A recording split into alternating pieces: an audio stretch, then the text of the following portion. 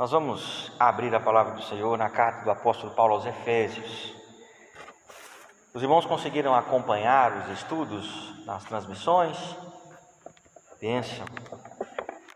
Nós vamos abrir lá no capítulo 4 de Efésios, verso 1 até o verso 6.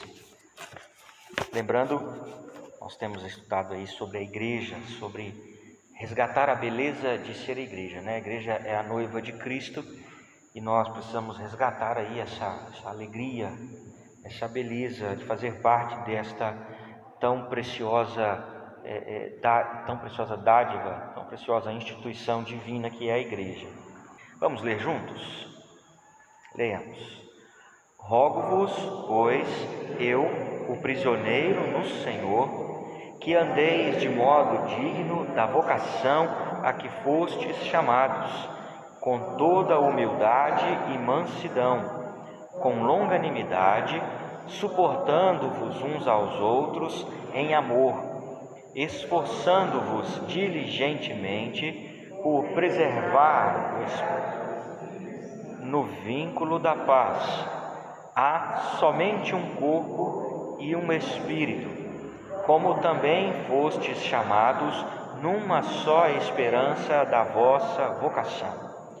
Há um só Senhor, uma só fé, um só batismo, um só Deus e Pai de todos, o qual é sobre todos, age por meio de todos e está em todos. Amém. Que o Senhor então nos aplique a palavra ao coração. Só para a gente aqui recuperar aqui um pouco a nossa memória, não é? E prosseguir aqui na nossa meditação. Nós temos visto que há uma beleza na igreja.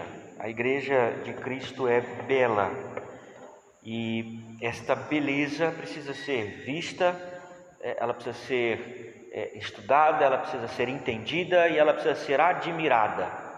Esta beleza que há na igreja. Então, ela não é perfeita, é claro, que em se tratando de igreja visível, ela não é perfeita.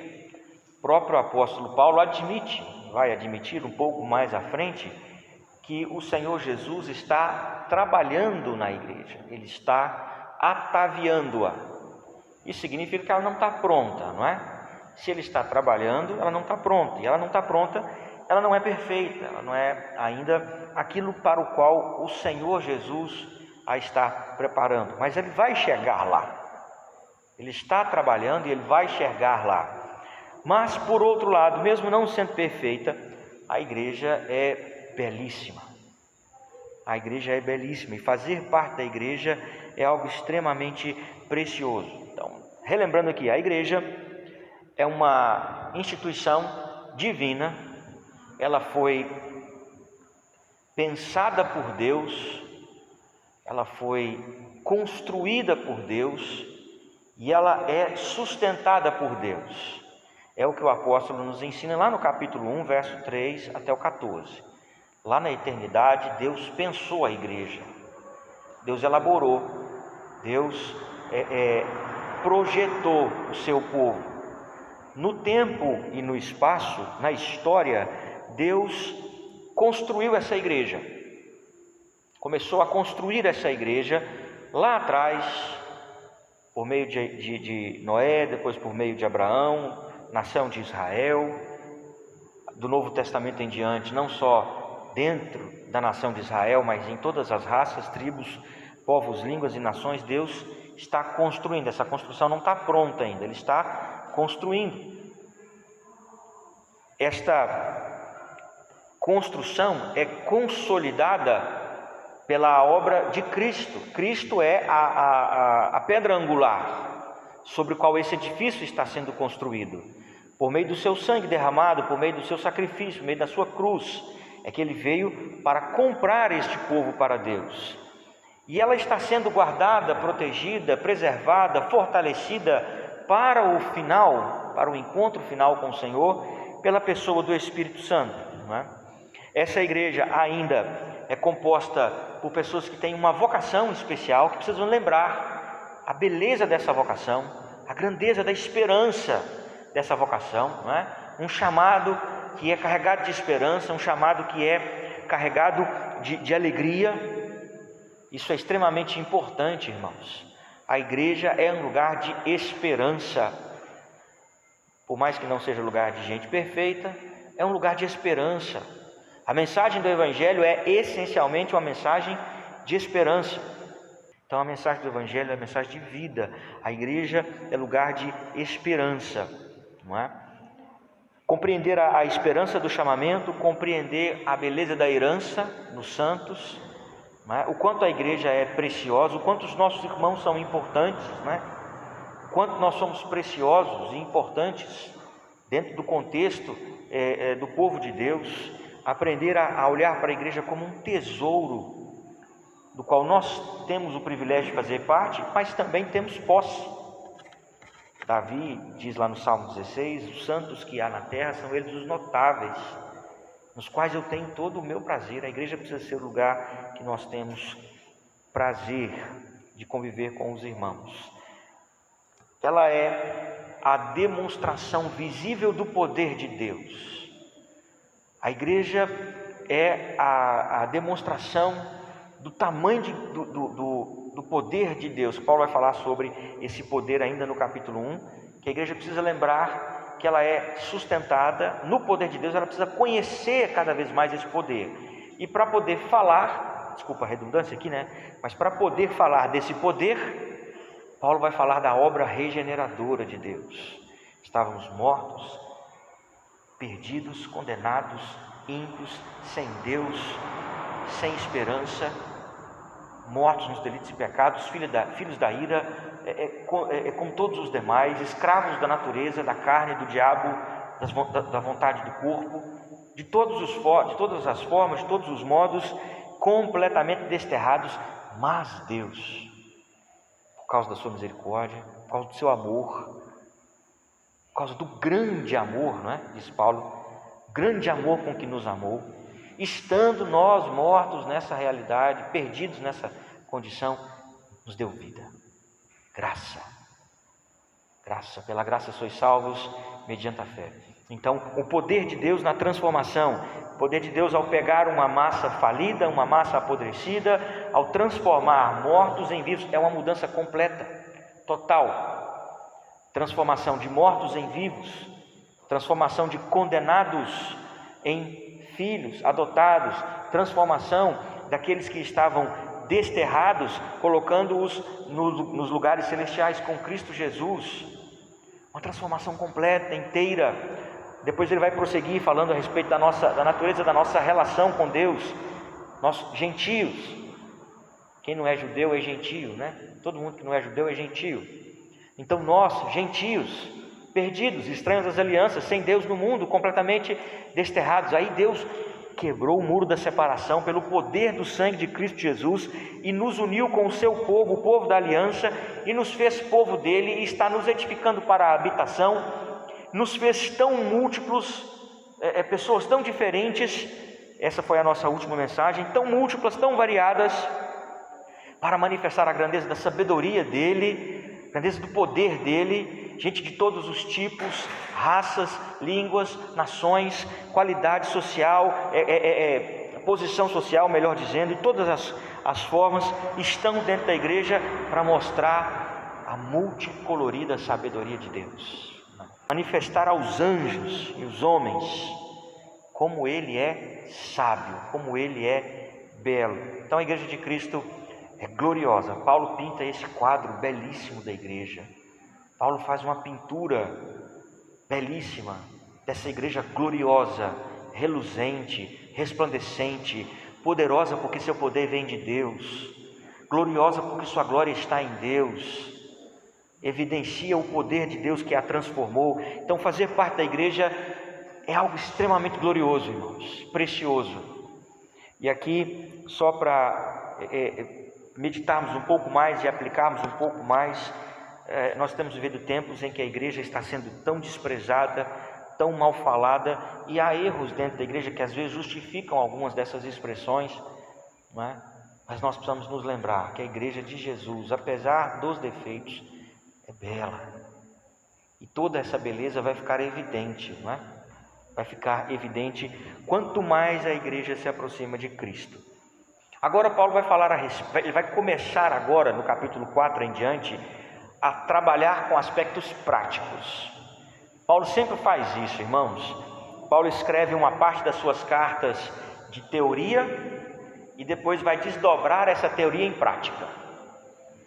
E aí? E daí? O que isso vai implicar de maneira prática na minha vida para que eu, entendendo a grandeza, a glória, a beleza de ser igreja, devo fazer? Como que eu, que compreendi a grandeza desse chamamento de Deus na minha vida, como eu, que entendi este privilégio glorioso, espetacular, estrondoso de ser igreja, como eu devo viver? Então agora, da agora para frente, Paulo vai começar a tratar de aspectos práticos. Por isso ele começa no verso 1 dizendo: agora rogo-vos, pois eu, o prisioneiro no Senhor, que andeis de modo digno da vocação a que fostes chamados. O que Paulo quer os dizer com essa expressão andar de modo digno? Nós vamos ter que recorrer aqui a uma figura interessante lá dos tempos de Paulo, dos tempos do Império Romano. Os irmãos conhecem uma balança romana, não conhecem? Aquela balancinha que tem dois pratos, um de um lado ou do outro, né? Um bracinho, e ali tem um pêndulozinho, né? Tem o fiel da balança, é aquela setinha que fica equilibrado. Como é que você pesa numa balança romana? De um lado você coloca o peso, né? Os pesos, as medidas de peso, e do outro você coloca o objeto que você quer pesar. Então quando Paulo está dizendo assim: rogo-vos eu, prisioneiro do Senhor, que andeis de modo digno da vossa vocação, ele está dizendo o seguinte: de um lado da balança está Jesus, de lado da balança está o Evangelho, está tudo aquilo que Deus fez, toda essa obra gloriosa que nós já vimos a respeito da igreja. De um lado da balança está toda essa teologia robusta da sabedoria de Deus, do poder de Deus em salvar os pecadores. De um lado da balança está todo esse amor, toda essa misericórdia, toda essa graça de Deus que nos tirou da miséria, do pecado, para nos fazer um povo só. E do outro lado dessa balança estamos nós. E aí o apóstolo Paulo está dizendo o seguinte: agora vocês, pesando do outro lado da balança, têm que ser tão equilibrados quanto esta vocação, quanto esta ação de Deus. A vida de vocês deve espelhar exatamente tudo isso que está do lado de cá. Tudo isso. E é interessante, meus amados irmãos, não sei se... É claro que é bem possível que Paulo não tenha pensado nisso, porque isso aqui é uma carta, né? E ninguém escreve carta com capítulos.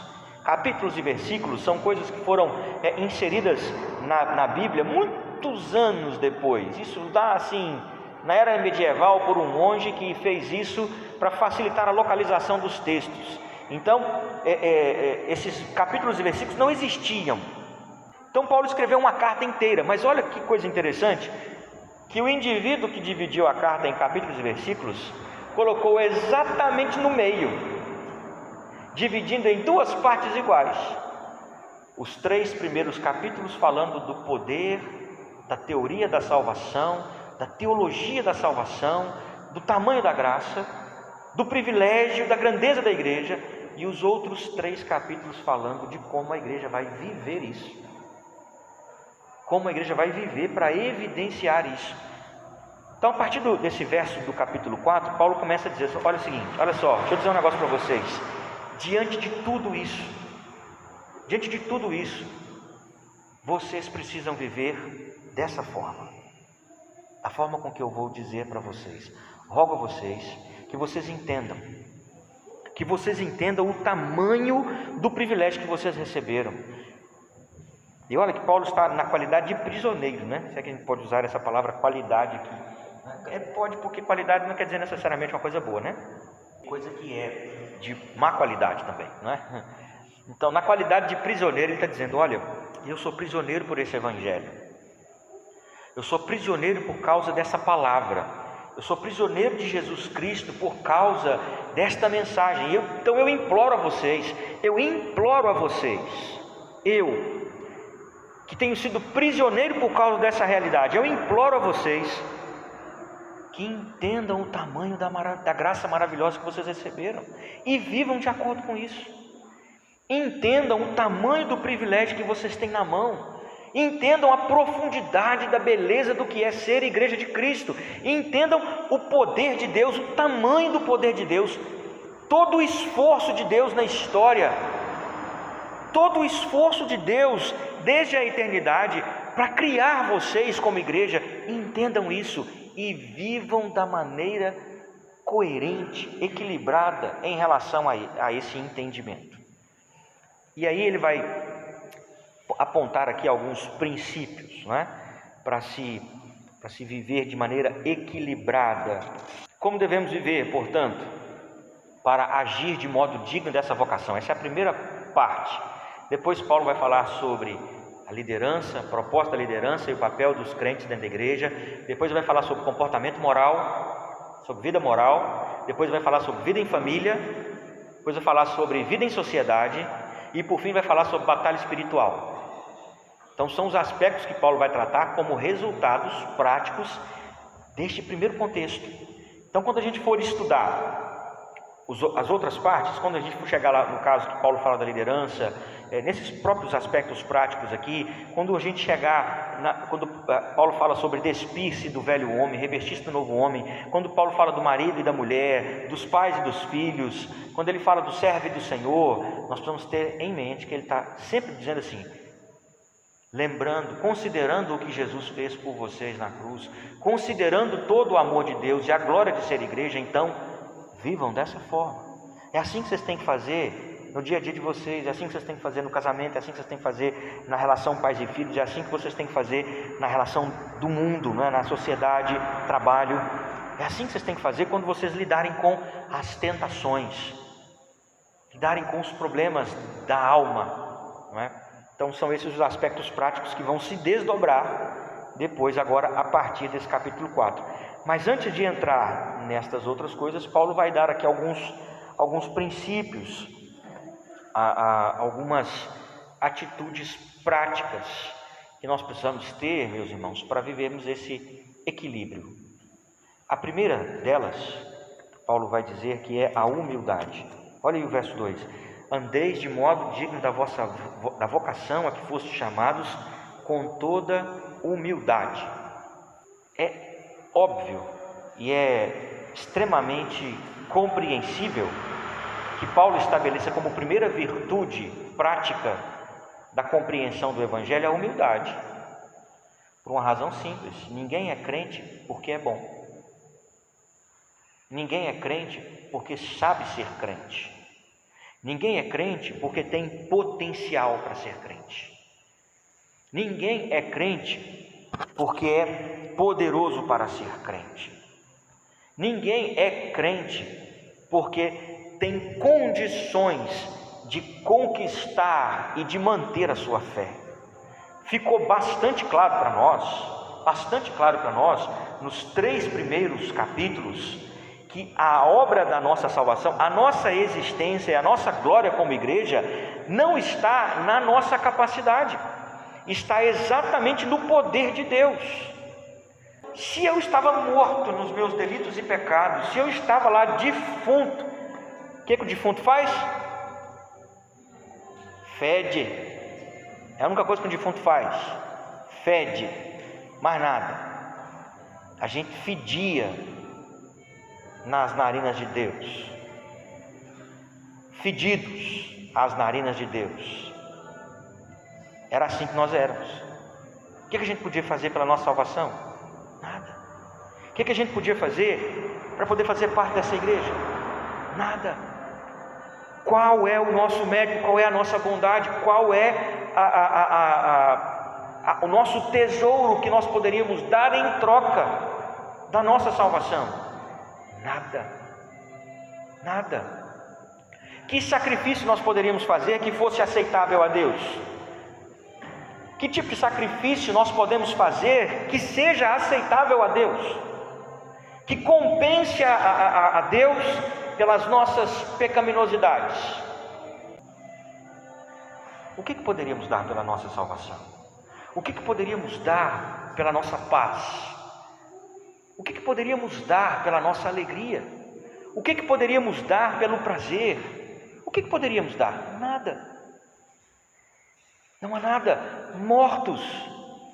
E se nós não somos nada e não temos nada para ofertar a Deus, então nós não temos nada do que nos orgulhar.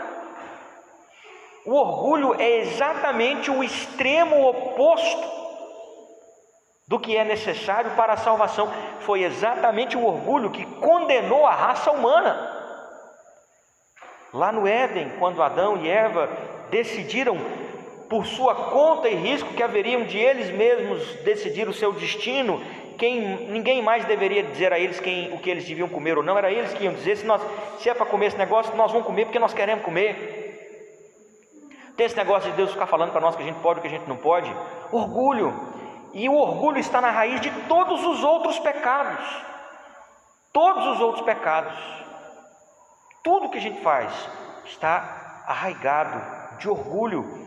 Então, é natural, é lógico que a primeira virtude a se cultivar para viver de modo digno do Evangelho é sermos humildes, irmãos.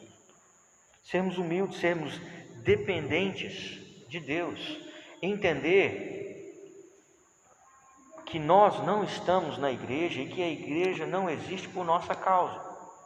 E, infelizmente, nós estamos vivendo dias em que nós nos acostumamos tanto a ter as coisas de acordo com a nossa vontade, para atender o nosso gosto e a nossa comodidade, que nós queremos uma igreja que se adeque aos nossos preceitos, que me atenda, que me entenda e me aceite como eu sou. Se você quer ser aceito como você é, então viva para o resto da sua vida como um morto espiritual e vá para a condenação, porque é isso que eu e você somos por natureza. É isso. Quer ser quem você é? Beleza, vá fundo, meu filho.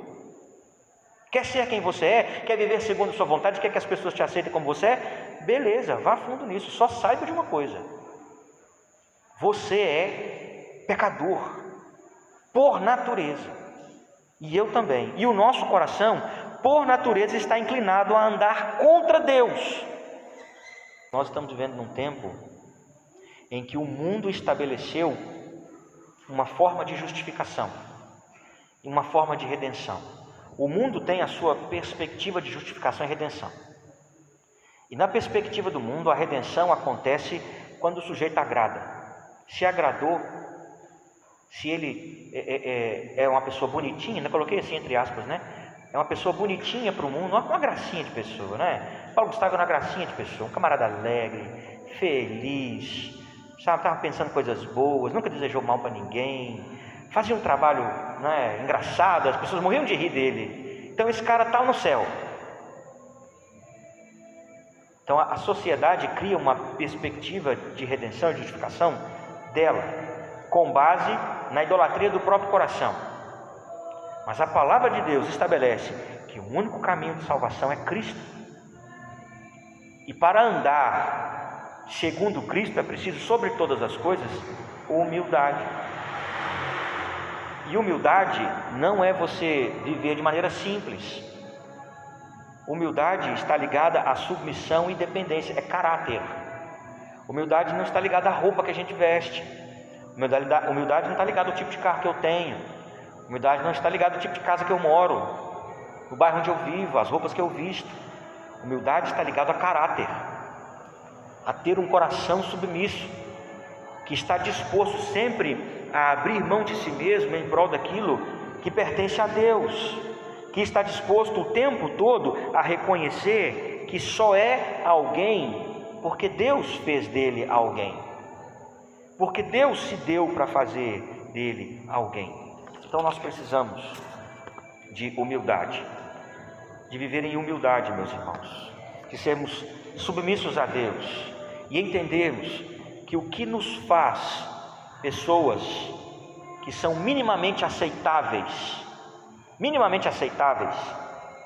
é a graça de Deus, é a misericórdia de Deus.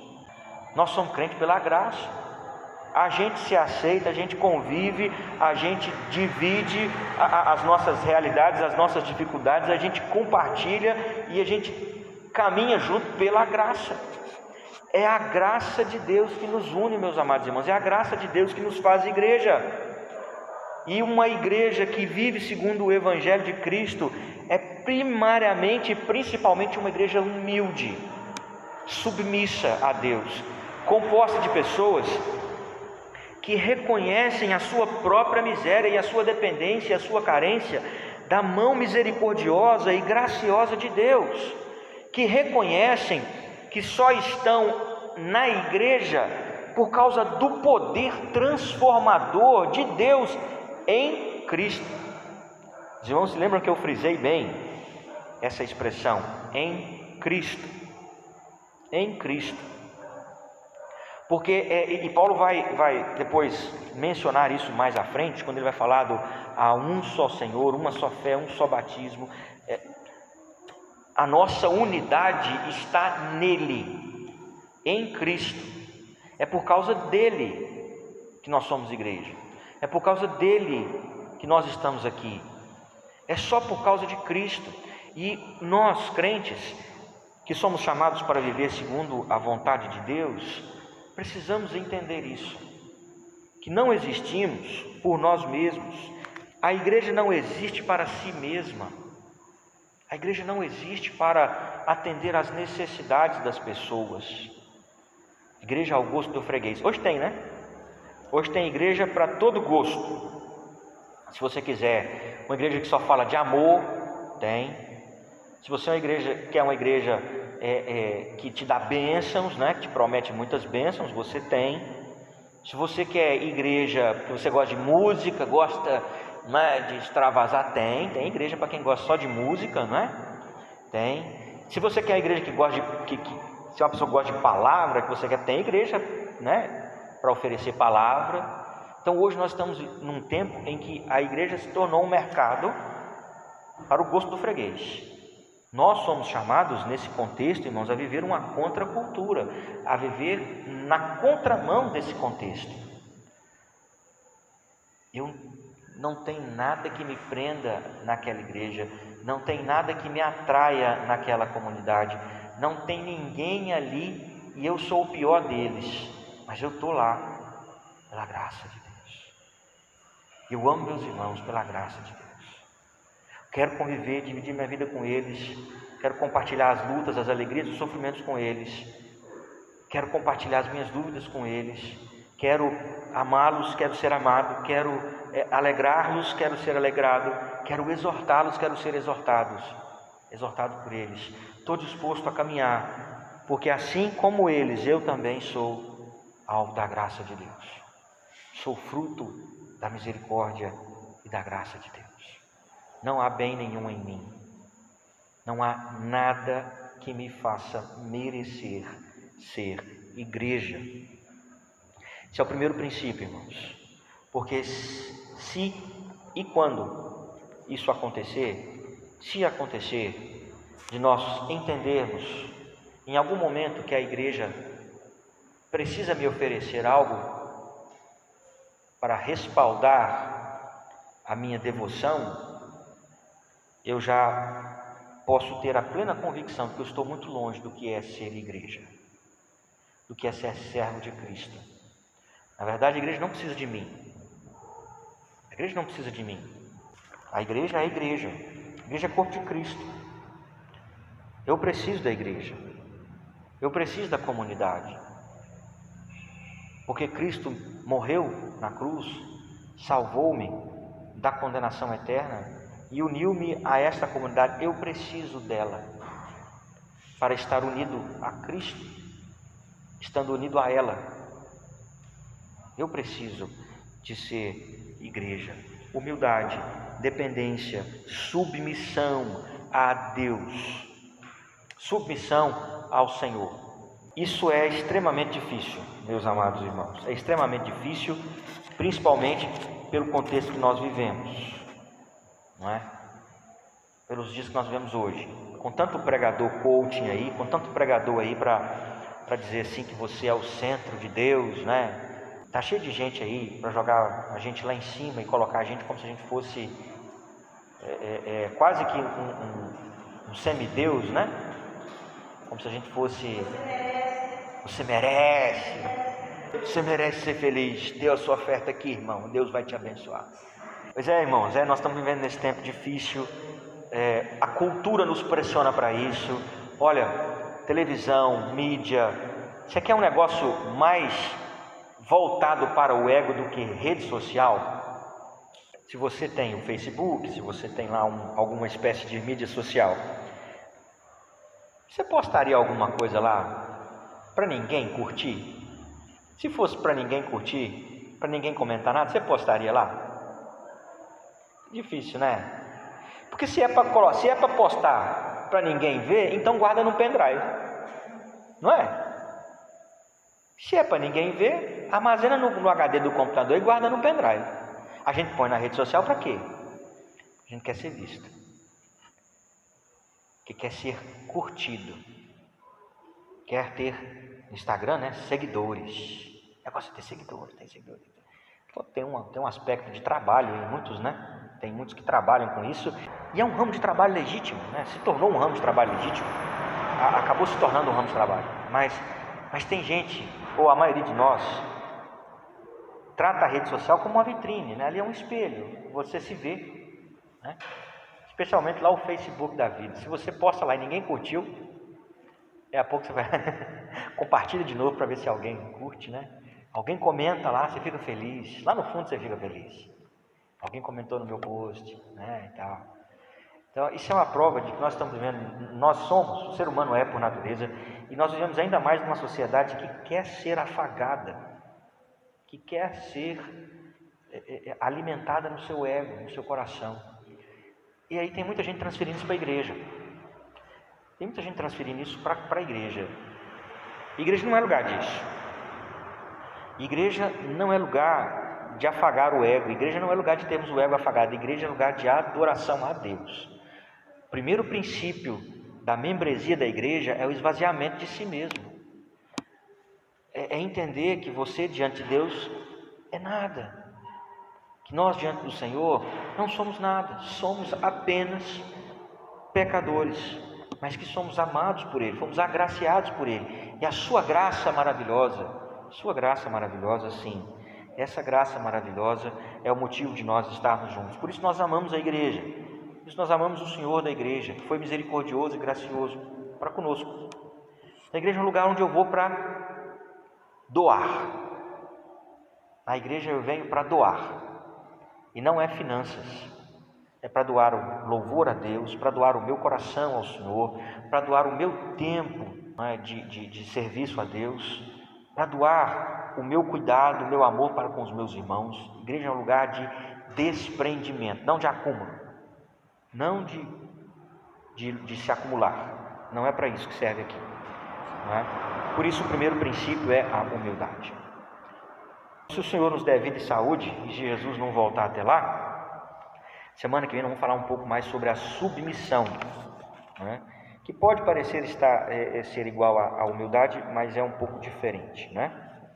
Submissão está ligada à consciência de pertencimento, né? De que pertencemos, de que não somos donos, nós temos dono, é diferente, não é? Amém? Vamos então nos colocar de pé, vamos orar ao Senhor nosso Deus.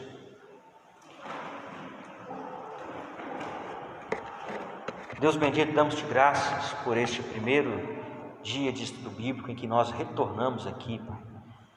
Podemos nos reunir, olhar nos olhos uns dos outros, estarmos juntos, próximos. Deus, que bênção!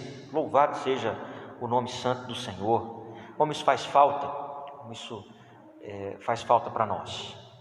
Ó Deus, nós agradecemos ao Senhor pela Tua palavra, que é rica, que é viva, que é preciosa, que é poderosa, que conforta, que consola, mas também que confronta, que desafia e nos faz pensar. Pedimos ao Senhor que aplique ela no nosso coração, nos dê a consciência de humildade, dependência, porque nós somos, ó Deus querido, pecadores que foram lavados e remidos tão somente pela sua graça, pelo seu amor, ó Deus, e estamos na igreja assim, pela tua graça, pelo cuidado, pelo amor do Deus que nos tirou da lama, da miséria, para nos dar vida de verdade em Cristo, ó Deus, e pelo sangue derramado, pelo sacrifício que o Senhor fez na cruz do Calvário por nós, pela presença do Espírito Santo aqui conosco, habitando em nosso coração, ainda tendo que lidar com essa natureza pecaminosa que ainda habita em nós.